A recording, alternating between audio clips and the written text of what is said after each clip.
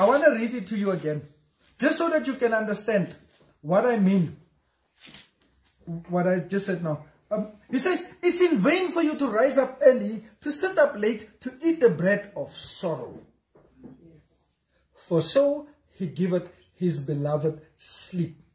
Maybe that one doesn't hit hard enough, or too soft, or it doesn't make sense. Let's go to the Amplified. Ne? Psalm 127. Sometimes the Amplified, it just do things differently.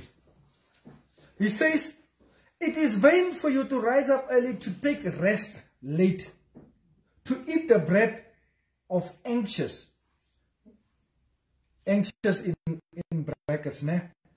Or to eat the bread of toil.